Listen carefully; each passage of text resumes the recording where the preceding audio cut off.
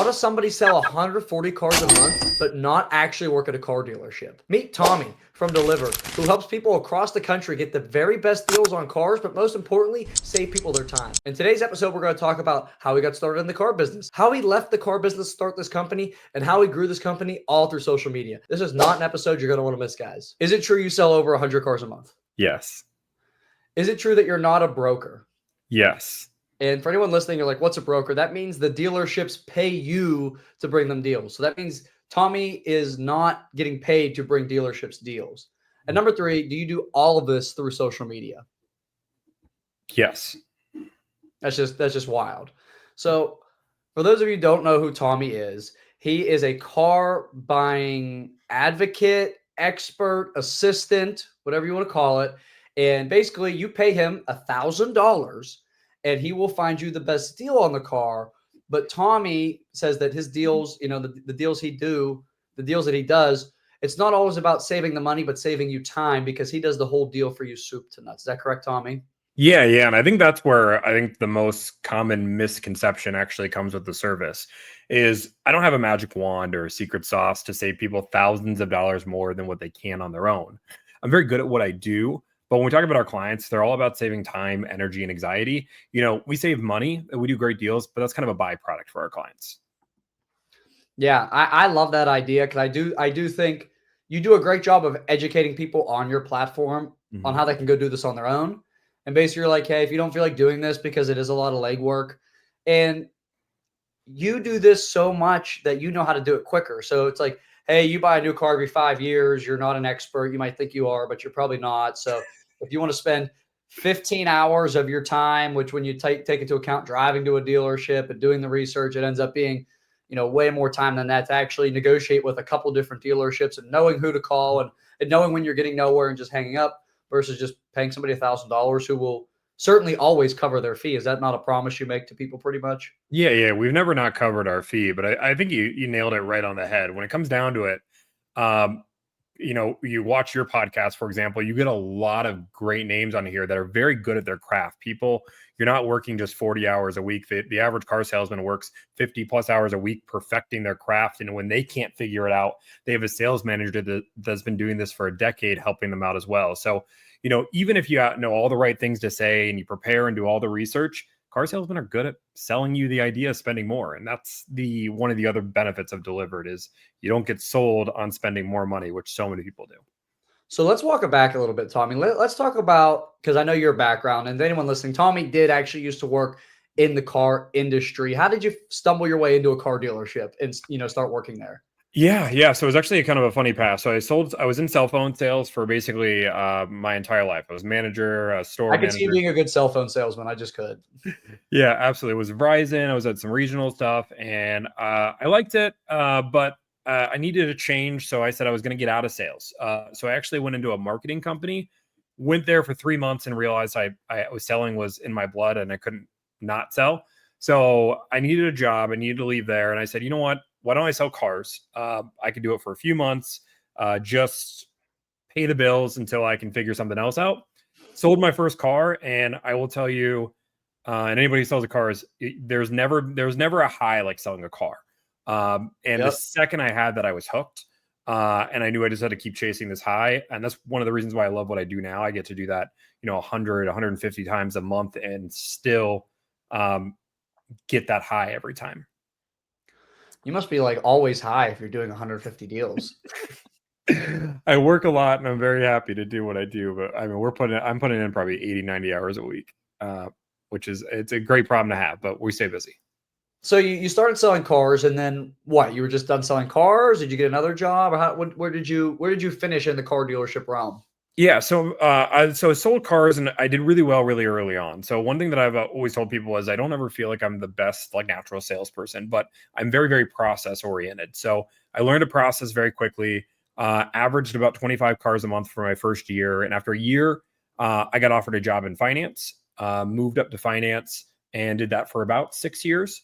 And then January 3rd of 2023, New Year's resolutions time. You're kind of thinking about what makes the most sense. And I remember I was in finance that day and I had 6 finance deals come through my office and all of them They all had leg. They were all primed with warranty. Explain what leg is, because some of the followers might not know what leg means. Yeah. So what leg means is if the front end of the deal or the desk is doing their job, they're leaving a little bit of bone for finance. So let's just say they quote you a $400 a month payment to the customer. The payment might actually only be $350, but they left leg in there, so finance has $50 to work with. So basically, and I like to make things even simpler. So like what Tommy just explained is customer says yes to 400. The payment was actually 350. Customer comes back and sees Tommy, and Tommy says, "Hey, great, for an extra $25 a month, you can get your warranty and your gap protection. We're only at 425, but it's really another $75 a month from what the deal would have been if the customer just were to say no to everything." That's what leg means. Yeah, and in finance world, you don't always get leg. So when you get leg, you get really excited. Those are normally the best deals. But it was 5 or 6 of those deals, all of them all set up, and all of them just said no. And no matter what I did, I couldn't convince them otherwise. And every single person had the same common objection, which is, I hate buying cars. I hate this process. My brother was recently in my life. He hadn't been in my life my whole life, but he said, if you can make something more efficient, make people have more fun and save people money, then you have a business. So at that moment, I said, you know what? I'm going to make this a better process for everybody. Left the car industry. Actually tried to put on my notice. I ended up not leaving for 5 months after that, but did this on the side and really did this for free to learn that process, and then created Delivered. How did your dealership feel about you helping people buy cars on the side? So we had some really, well, first off, I had a lot of, they didn't really have much of a choice. I was their number one finance guy, and there was only there was 3 of us, and I was doubled second place. So for them, they would rather have me not at all. But I set some ground rules to make sure they felt comfortable with it. So I promised that I wouldn't do anything in our state at all, and I wouldn't do our brand at all. So I didn't want to ever feel like it was a conflict of interest. So I stayed out of Subaru, stayed out of Nissan, and only did things outside of our state. I did a lot of deals in Minnesota, for example. But they were fine with it. I ended up putting a 30-day notice in. After that 30 days, they asked me to stay longer, and it ended up going all the way out to 5 months. And then ended up leaving and starting this full-time July of 2023. But they were okay with it. But I will tell you, 99% of dealerships would not be okay, would probably fire you that day. Yeah, no doubt. I get that. So you eventually leave your job because this is doing better. Were you actively promoting on social media what you were doing while you were trying to make it happen? Let me be clear. I did this for 5 months absolutely for free. So when I left in July, we hadn't even made a dime for the company. We had an idea. I think July was our first sale, but we weren't really quote unquote profitable till November of last year. And that's where we did our first 20 deals in a month. In August, we did 10, which got it so we could pay some bills, or I could pay some bills. But it wasn't until November that we really started getting some traction. But one of the things that I did was, for me, I didn't want to have a safety net. So what I told Juliana, which is my girlfriend but my girlfriend Should be your fiance. Soon enough, is the second I left her job, I told her, let's move anywhere in the country so I don't have a reason to go back. I was making over $200,000 a year, and I knew if the going ever got tough, I would have that safety net. My dealership would give me a job crawling back to the dealership. I was wrong. I couldn't do it. So we moved to Florida, and that was in July. So that's when kind of the timer went on. Social media didn't end up taking off till November either. I didn't start my social media account till September 1st. And I did 3 videos a day for 120 days nonstop. And it wasn't until day 56 until I had a viral video. So let me ask you this. At a certain point, you were like, okay, I'm going to do this full time, but you admittedly are risking it, to make it work. Like, I know I have to make this work. At what point were you like, this worked?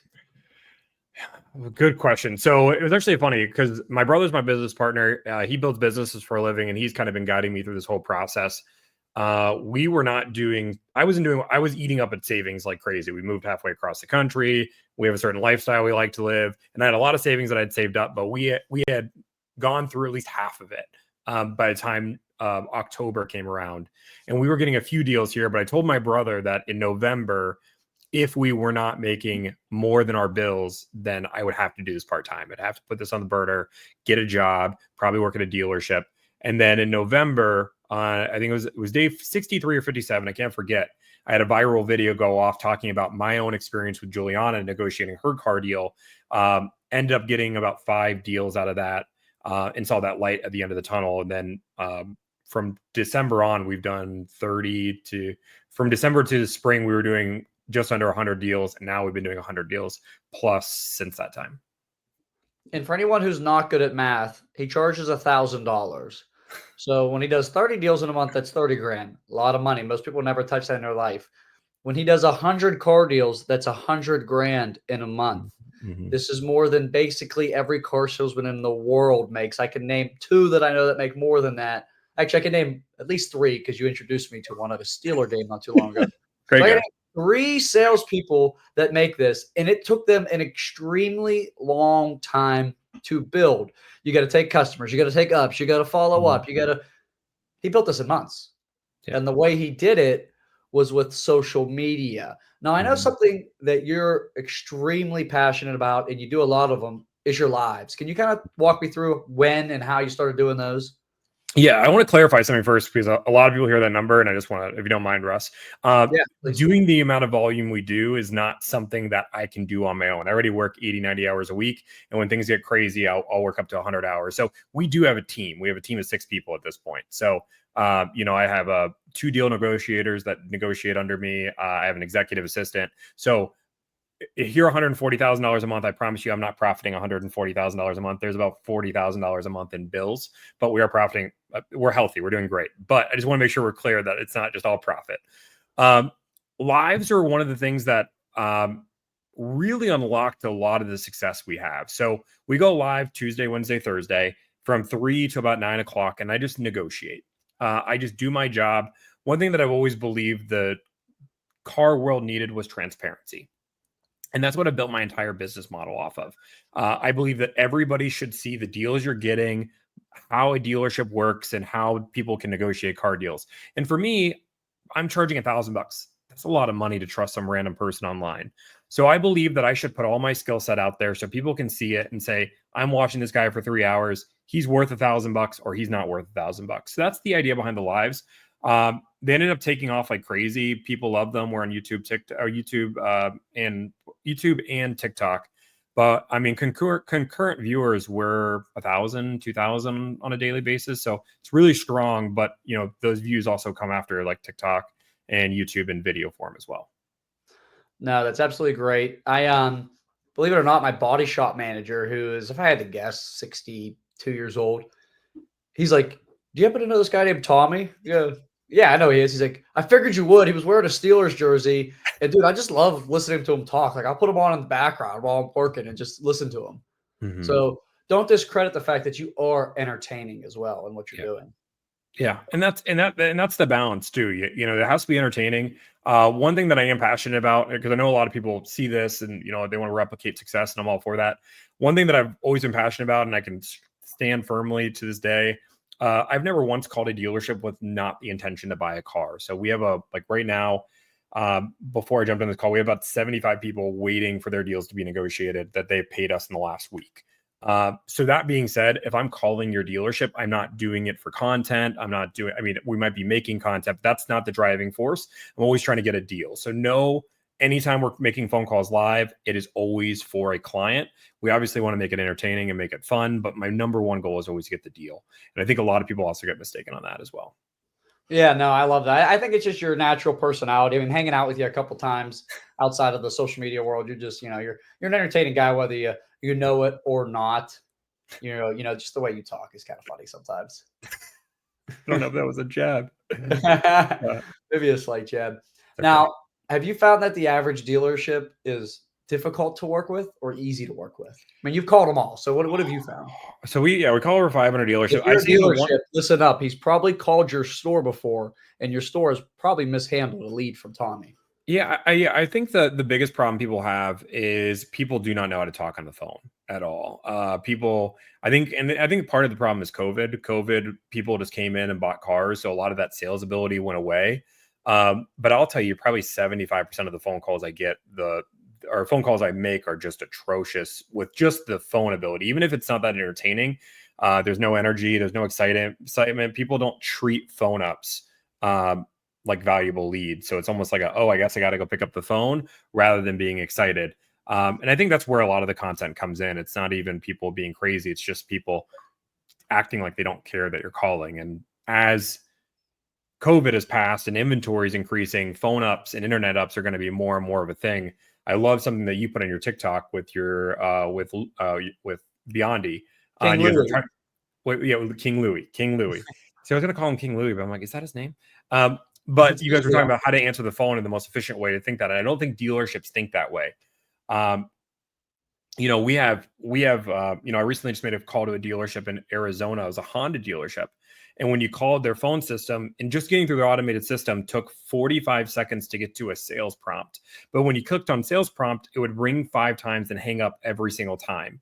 It's straight hang up, no voicemail. No voicemail, no nothing. And the only way to get to their dealership was to call service. And it's funny because I track all my phone calls. I'd call this dealership 5 times over the last 8 months. And I just got sick of it. I ended up leaving a voicemail saying, hey, I've called you guys 8 times. I've listened back to the phone calls. I can never get a hold of a salesperson. I can't imagine the amount of business you're losing. There's no way it's just my number that you guys have just conveniently turned off. Nobody can get a hold of this dealership. And there was online reviews saying the same thing. People are missing out of business right now with online phone or with phone calls. But I think the biggest problem is people don't know how to talk on the phone. Yeah, I mean, I listen to your phone calls and people are like, "Hey, thanks for calling," and you're like, I'm looking at this car, this stock number." Like, if somebody rattles off a stock number to me, even if I might have had like a slightly not great like intro, like somebody says a stock number, oh, geez, well, thanks for calling. Who am I speaking with? Tommy. Like the second somebody gives me a stock number, that is just like the biggest buying signal from a caller. Like I would be so excited to talk to anybody in the world that ever gives me a stock number that makes my life easier. Yeah. Yeah, and that's and again, I wish even some of the phone calls I would get thanks for calling. Sometimes I get like, who is this? Like it's that crazy of a like cringe of answering or what can I do? What can I do for you? They're barely a greeting, they barely ask for your name. And it's just the basics. It's like going back to sales call 101 that people need to do. But even if all else fails and you don't know what to say, having good energy and just being excited. One thing I learned very early in sales is just to smile, like smile when you're on the phone. They can't see it, but they can feel it. And that's a true statement. So if you're just smiling when you're on the phone, the customer is going to feel that and feel more welcome and more likely to call or more likely to actually buy the car. Now, what do you do when you call these dealerships and you're trying to negotiate a deal? Maybe this dealership has the car your client wants, and these dealerships are in some part of the world where they think they can charge 10 grand over MSRP and 3 grand in add-ons, and they're just like take it or leave it. I mean, do you just move on, or do you advise your client? How do you kind of walk that tightrope when the dealer has that car that they actually do want? So, obviously at this point, we shop nationwide. One thing that most people don't understand is I make every call every time. So I don't care if you have a 10K markup on there. I've flipped enough of those dealerships before that I'm always going to make the call and make the attempt. And some people say it's a waste of time. Why would a dealership ever flip that dramatically? But it comes down to me. People are paying me $1,000. That's not a chump change. So I'm going to make every effort I can. And I couldn't imagine going to my client and saying, yeah, I saw this one with 10,000. I didn't even call them. I didn't want to waste my time. But that's what they're paying me for somebody to waste their time on making these phone calls to see what's real, what's fake, and what's there. And we have converted a lot of these deals that started really high that went crazy. But when it comes down to it, when it comes down to our clients, we have a customer profile page that we can show all of our deals that we've done.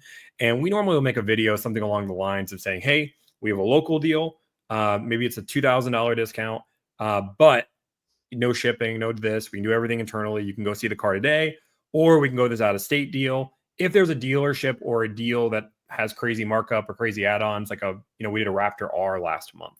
Our goal is to find the lowest amount of markup possible. Some cars just demand markup, and it really just depends on the vehicle. There's not many. No RAV4 deserves a markup. No GX550 even deserves a markup. When it comes down to it, it's like rare cars, and we're talking like a 911 Turbo. We're talking a Raptor R would be 2 really good examples of cars that you're probably not getting for MSRP. Now, do you think what you're doing is good or bad for dealerships? So I always said that when I created this company, my goal was to reinvent the way we buy cars. And I understand there's 2 different ways that this goes. Either A, dealerships cannot survive with giving away the amount of deals they are with me, so they have to change their business model to be easier, and then basically put me out of business because nobody needs to hire me anymore. Or B, my business becomes so big that dealerships have to rely on my business in order to survive. I'm okay with either one because my goal is to reinvent the way we buy cars. And if I can, 5 years down the road, my business goes under because I reinvented a multi-billion-dollar industry, I'm good with So that. like the deals that you're getting clients, like let's just say hypothetically, like dealerships just start advertising the deals that they would just give to you anyways. And then that's like the bottom line. Like there's literally no more moving. Is that what you're kind of referring Yeah. to? Let's just say everyone went to a no haggle dealership. You called, they instantly gave you price. There was no back and forth. It was all set in stone, and everybody did that in that way. Then I would feel like that was a huge win and success. And I don't even know if that's the that will ever happen. But if I can change it so consumers can enjoy buying cars, because here's the facts: is 80% of people don't like buying cars at this current moment, and when it comes down to it, a large portion of that is the dealership model in its current state. So we need to look inward. Anybody who works at a dealership to say, how can we make this a better process? People should enjoy spending, on a Lincoln 70, 80 grand. I'm not saying they don't enjoy it at your dealership, but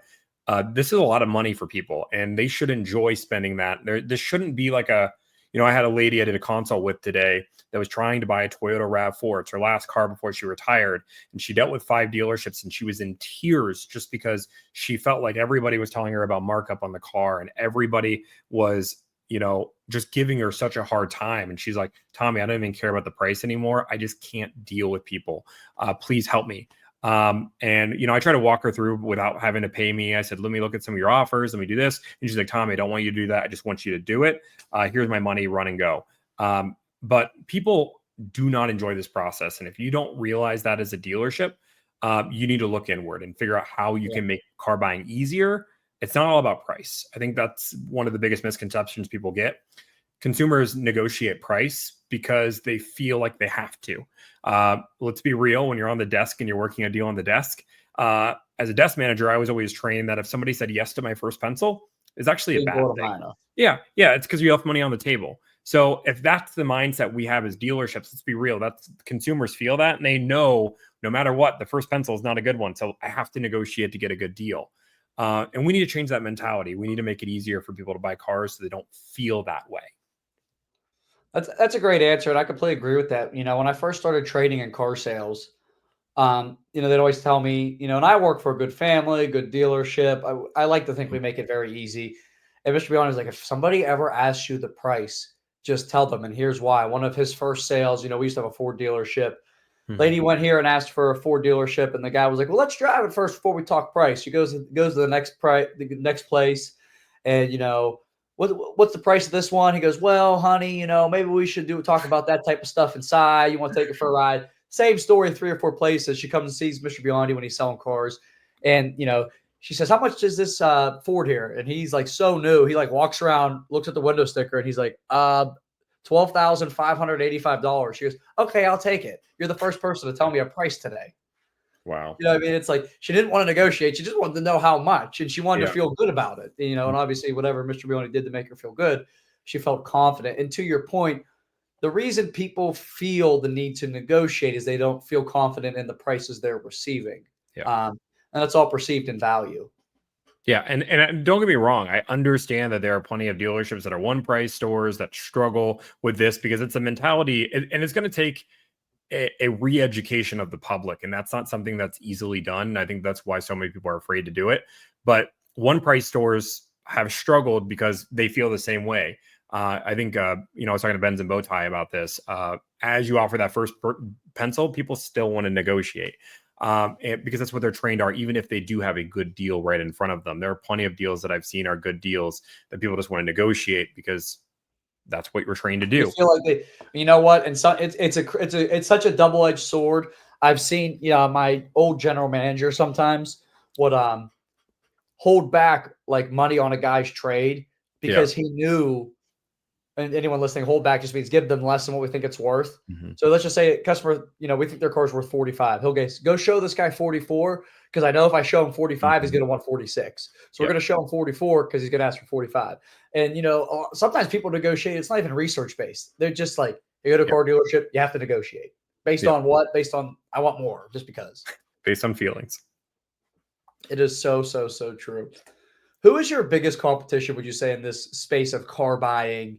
You know, what do you call yourself, first of all? I always forget. A car buying consultant, car buying advocate, something along those lines. People like to throw a broker at us. We're not legally a broker.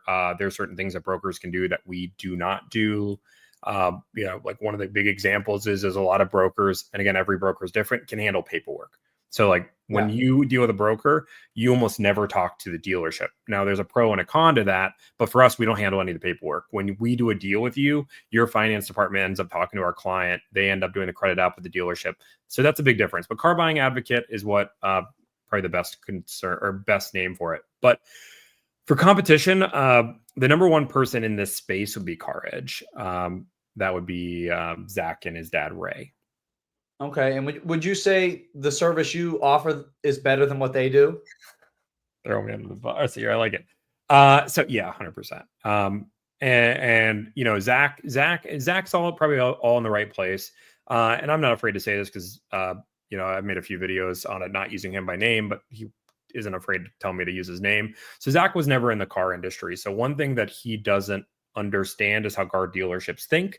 You know, and I think that comes through on their negotiation side. Like one thing that he made a video on that I made a video saying that you shouldn't do this is that next time you negotiate a car deal, you should ask for the dealership to show you their floor plan and their floor plan assistance and negotiate based off that.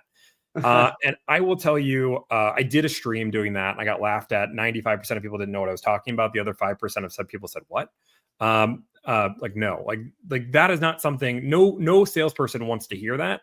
And you can, I feel like maybe the audience just had a collective eye roll when they heard that, because nobody. I know this. If you ask to see our financial statement, I don't even think the average college educated person could read it, let alone just like the average person. Like you could have an accounting degree, it might struggle reading a car sales financial statement. They are wild. Yeah. And when it comes down to it, that's, I don't mean, this is not meant to be in a rude way. I just think about how we work car deals. When we work car deals to see how much money we're making on a car deal, it is not a math equation. Okay, this is invoice minus holdback. Do this. It is a little number in the bottom right corner of dealer track that shows how much profit I'm making in this deal with packs all included. And as I change the numbers, that number goes up and down. And that's how simple it is to figure out profit. So when you're trying to use all these complex things, asking for a dealership for invoice minus holdback, you're making your situation worse. So when it comes to Zach and his dad, I think they have a lot of things in the right place. They don't understand the industry well enough,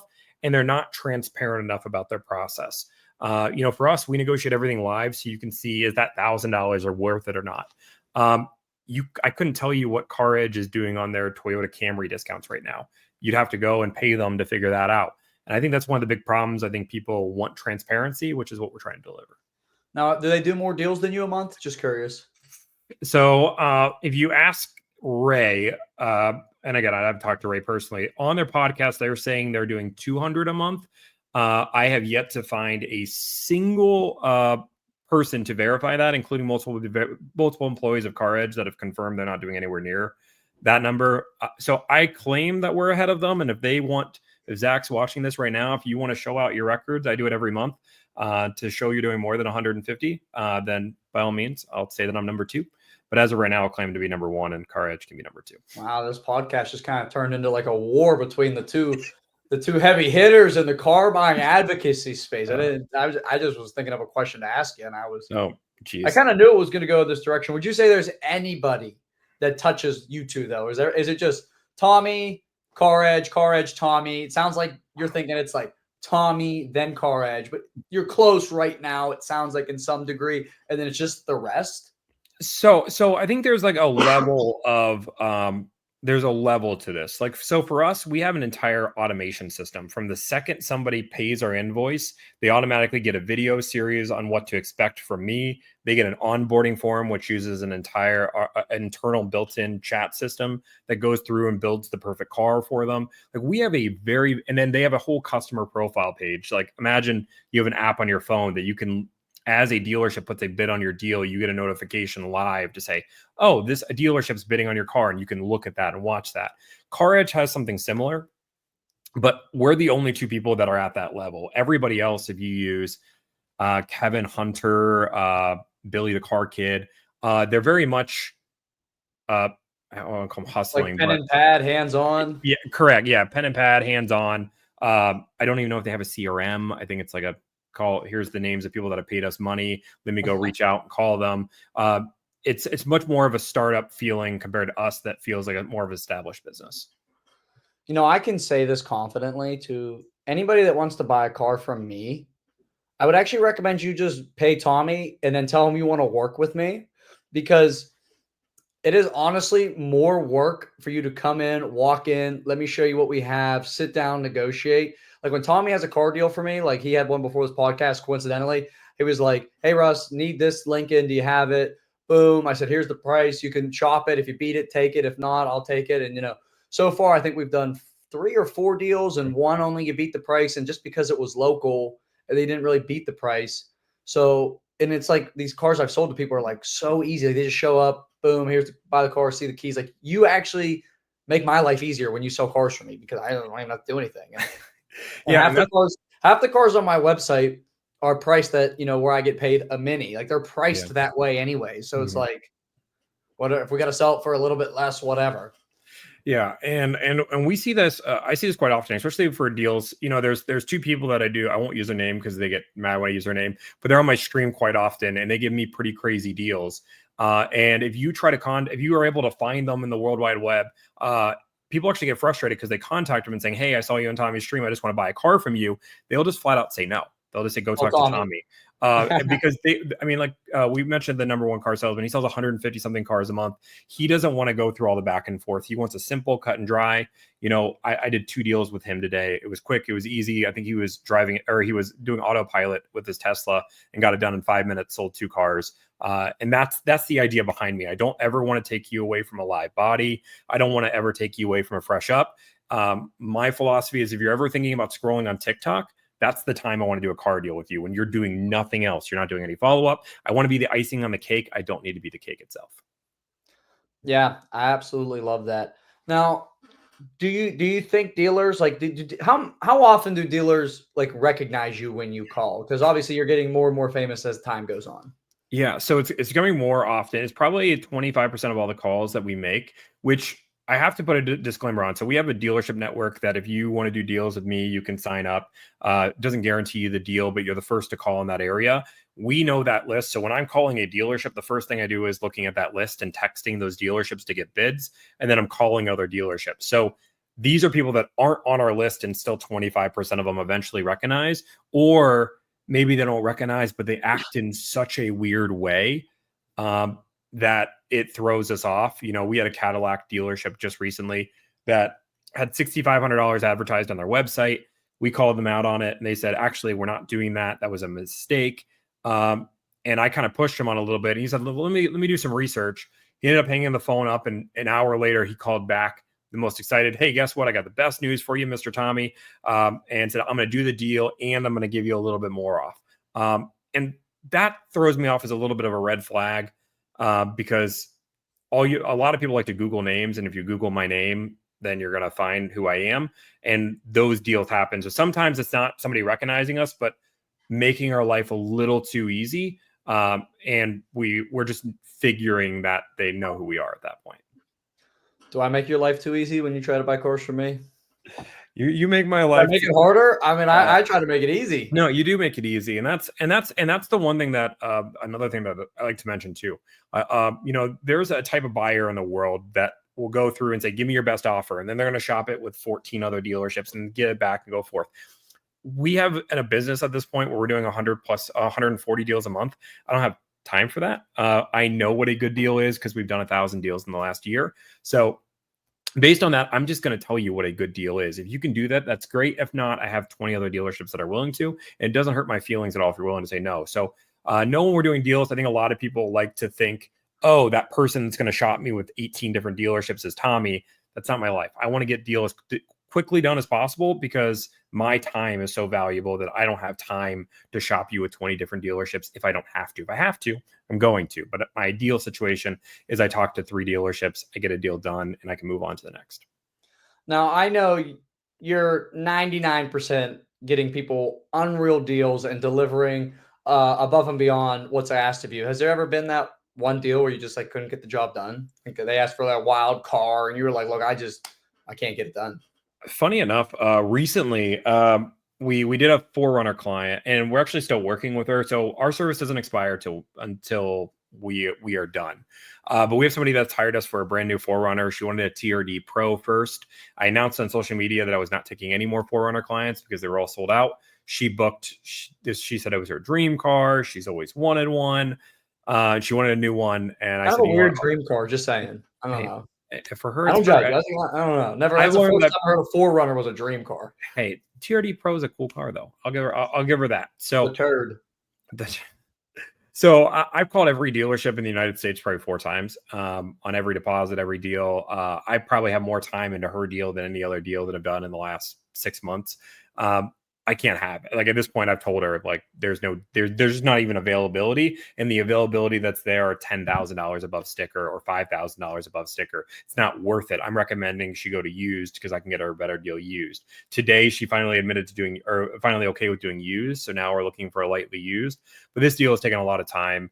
Above and beyond that, no, I mean our service doesn't expire until we get the deals done. Even me getting to MSRP, if that's the best deal out there, then that's the best deal out there. But I have to call a lot of dealerships before I give up and say, hey, and we have a lot of evidence. If I call 30 different dealerships and say, hey, this is the best deal I have, I feel confident that that client probably wasn't going to call 30 dealerships to get that deal. Yeah, sounds like you're relentless.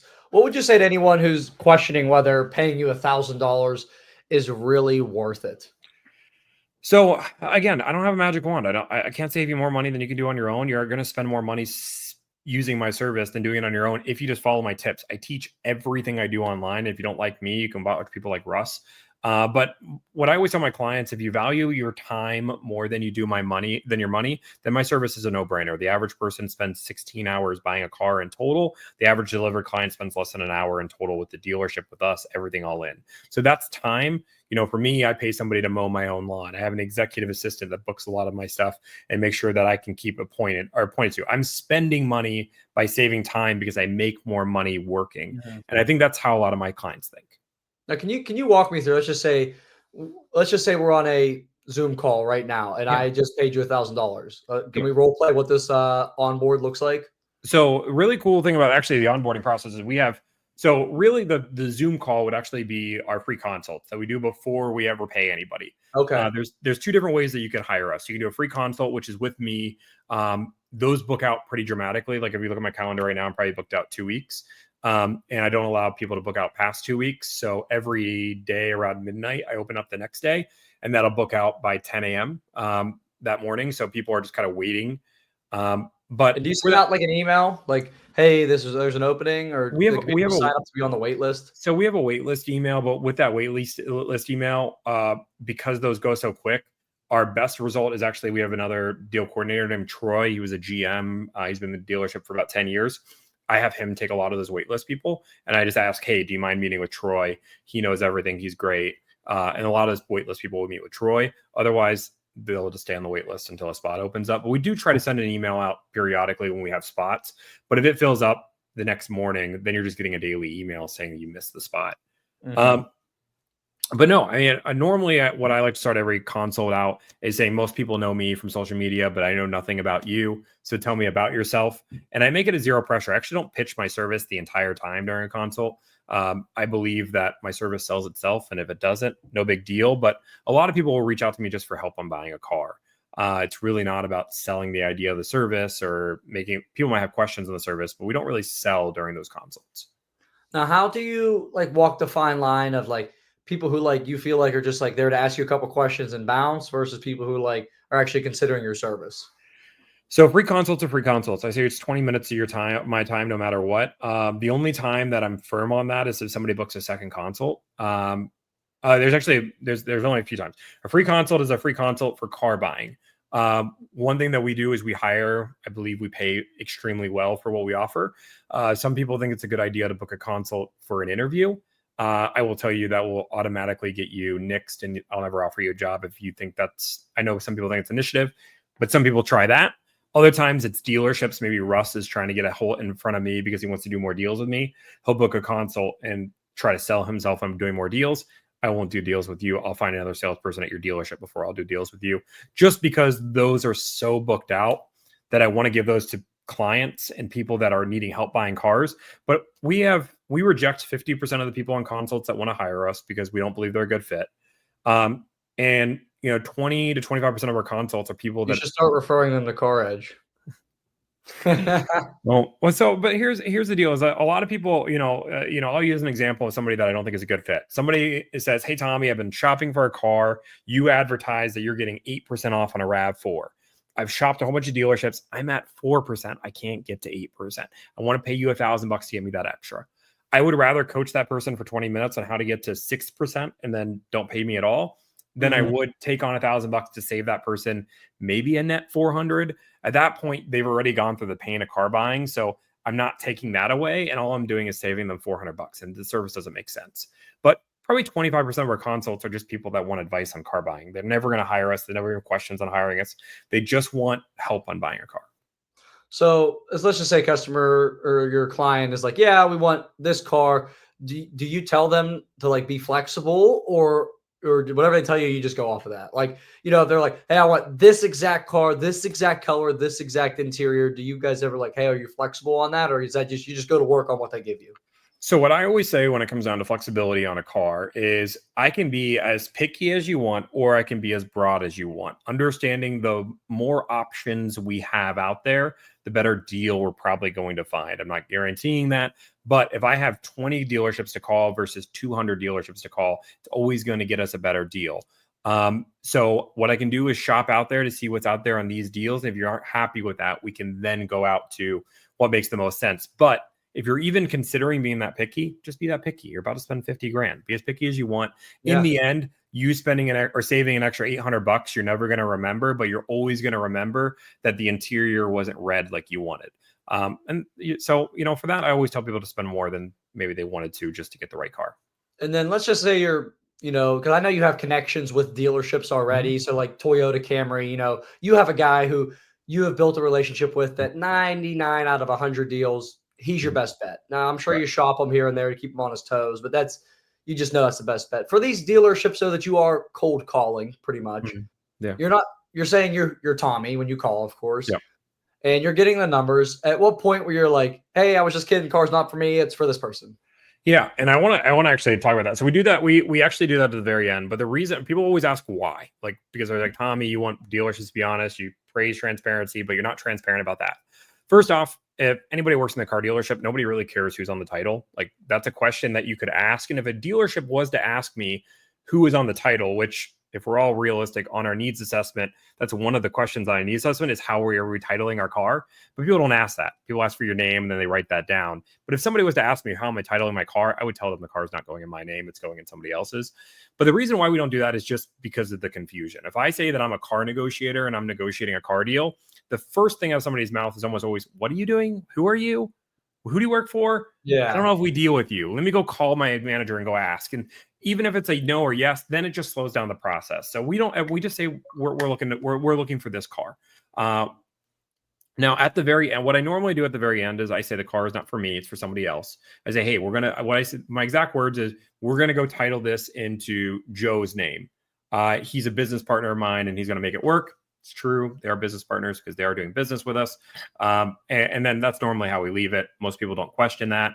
If people want additional information, we're more than willing to give it to them. But we give their name, we give their phone number, we give their email, and give them all the encouragement to reach out to verify they are who they say they are. So we don't worry about fraud.